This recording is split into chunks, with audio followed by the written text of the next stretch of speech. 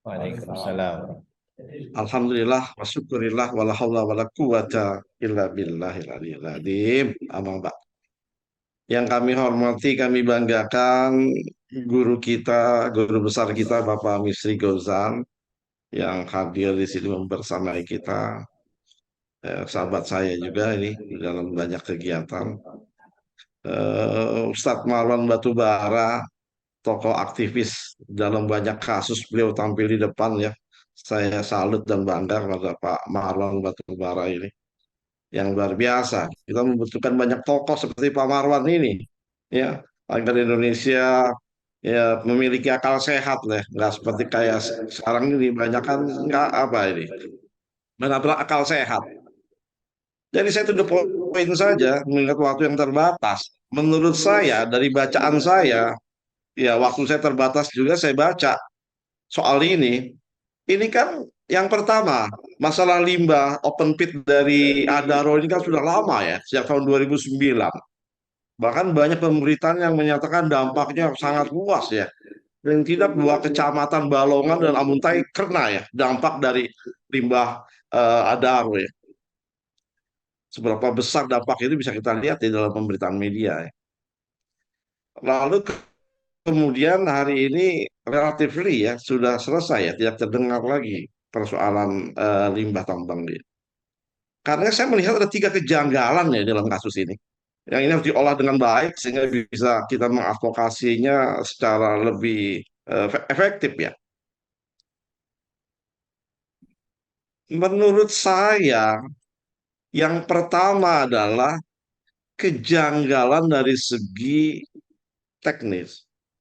Pertama adalah sebuah keanehan kalau penerapan teknologi atau inovasi, iptek, itu dikriminalisasi. Ini dua wilayah yang berbeda. Teknologi hasil kreasi manusia, kreasi budaya manusia para peneliti, menghasilkan produk teknologi inovasi yang objektif, rasional, bisa diuji, dapat dibuktikan secara empirik. Ya kan? Ini dibawa ke dalam kasus kriminalisasi. Sebetulnya ada tiga secara teoritis ya. Bagaimana sebuah produk teknologi atau inovasi dibawa ke dunia nyata, baik itu aplikasi secara sosial kemasyarakatan atau sosialisasi dalam industri atau dalam ini tanda garis bawah kita sebut dikomersialisasi. Ada tiga jalur. Jalur pertama, hasil teknologi tadi dipatenkan, memiliki haki. Lalu haki itu terdaftar, industri melihat itu menggunakannya dengan skema bisnis tertentu, maka diaplikasikan teknologi itu.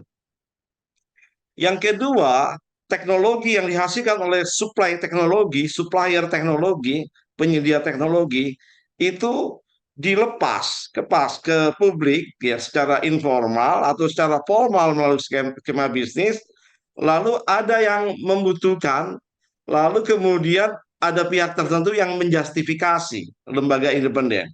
Misalnya kalau di kita itu ada BPPT atau yang sekarang di dalam BRIN yang punya fungsi audit teknologi, ya, clearing teknologi.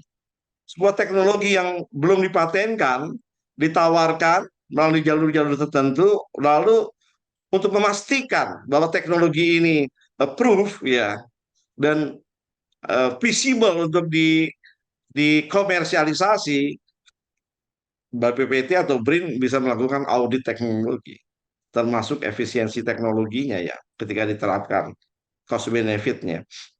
Yang ketiga adalah ya kesepakatan antar supplier teknologi dengan demanding teknologi, yakni antara direktur PT IST atau PT IST dengan Adaro Indonesia. Terjadi kesepakatan. Nah, saya melihat dalam kasus ini jalan yang ditempuh adalah kesepakatan. Kesepakatan dan saya lihat secara legalnya sudah sangat baik ya. Pertama misalnya dilakukan uji coba tahun 2014. Jadi ada uji coba teknologi baru ini. Kemudian meningkat tahun 2015 dilaksanakan pilot project ya dalam skala yang lebih besar. Lalu kemudian meningkat tahun 2016 dilaksanakan kesepakatan bisnis pengelolaan lumpur dengan teknologi yang baru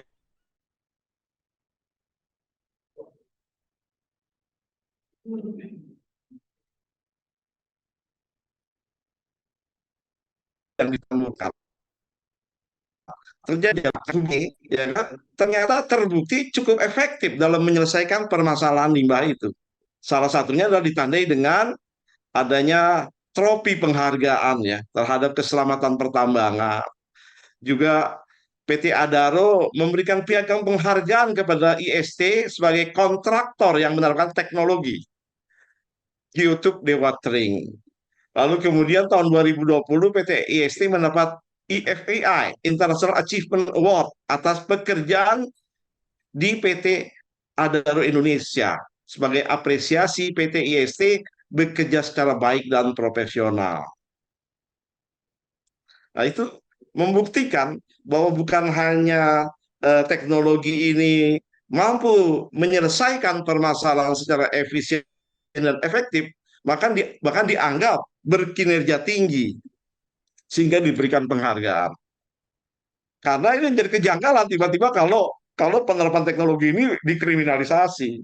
Itu menurut saya ya, kejanggalan yang pertama. Kejanggalan yang kedua, kontrak B2B ini kan wilayah perdata, dan kan wilayah perdata akan terkait dengan penerapan teknologi baru ke dalam sebuah proses bisnis.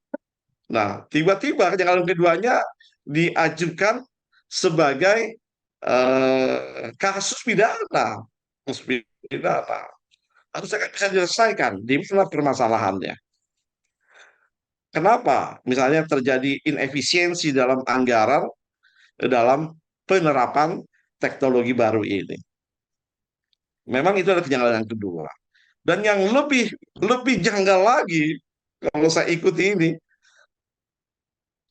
pengadilan negeri telah memutuskan bebas murni atas rangkaian penelitian, penyelidikan dan penyidikan sudah barang tentu di pengadilan negeri itu diputuskan bebas murni.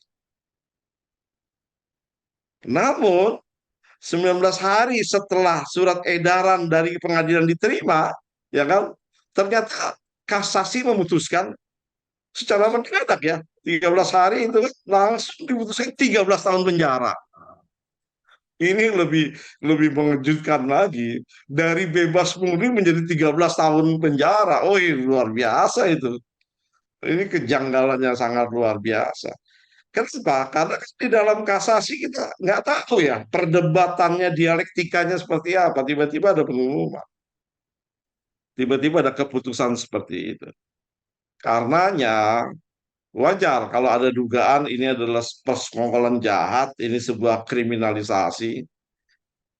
Karenanya dalam kesempatan yang berbahagia ini dengan tiga kejanggalan itu, maka saya sebagai anggota DPR RI meminta kepada pihak-pihak terkait jangan macam-macam lah, jangan main-main lah terhadap pengadilan dan berbagai kreativitas inovasi anak bangsa ini. Ini akan menyurutkan kini saingan teknologi terpuruk ya, karena berbagai lembaga riset dilebur menjadi satu ke dalam BRIN. Kita lihat temuan BPK hari ini meskipun WTP ya, wah itu ternyata banyak pengecualian-pengecualian di mana program strategis nasional tidak berjalan. Terjadi dehabibinisasi, terjadi luar biasa ya, peneliti yang nggak dapat bangku luar biasa. Terjadi politisasi teknologi hari ini. Karena dewan pengarahnya diduduki oleh ketua partai politik tertentu, ya, ketua umum partai politik tertentu. Karena yang hal-hal seperti ini janganlah ya kita teruskan. Termasuk kasus sebelumnya kan ada ya di riset dan teknologi, Kementerian Riset dan Teknologi, ya kriminalisasi inovasi dilakukan terhadap pengembangan waktu itu adalah kendaraan listrik ya. Belum lagi kasus-kasus yang lain seperti penemuan ipteknya Dr. Warsito, ahli cancer, itu juga sampai hari ini menemui apa jalan yang berliku-liku untuk bisa diakui. Banyak hal-hal yang mengganggu ya kreativitas anak bangsa itu. Karena yang terkait kasus ini kami meminta agar aparat penegak hukum jangan main-main, harus serius betul-betul, berbasis bukti, evidence. Jangan didrive oleh kepentingan politik, apalagi di tahun pemilu ini. Ini berbahaya. Sehingga kalau memang diperlukan, nih perlu kita panggil Adaro ini ke Komisi 7 ya. Kita ingin tahu bagaimana sih status pengelolaan limbahnya. Apakah penerapan teknologi itu bagus atau tidak? Nah, ini perlu kita ini. Yang kedua, konkretnya adalah ini perlu ya diajukan PK, peninjauan kembali dengan argumen-argumen yang ada. Dan kita berharap PK-nya itu, peninjauan kembali itu dapat berlangsung secara transparan, objektif, adil, tidak ada intervensi dari kekuasaan politik. Saya rasa itu. Dan ini harus terus mendapat perhatian kita semua, harus dihangatkan terus suasananya, sehingga betul-betul keadilan bisa ditegakkan. Saya rasa itu tiga hal yang saya paparkan dan harapan ke depannya. Demikian dari kami. Wassalamualaikum warahmatullahi wabarakatuh. Waalaikumsalam warahmatullahi wabarakatuh. Saya beri aplaus pada Pak Jayanto. Jadi luar biasa.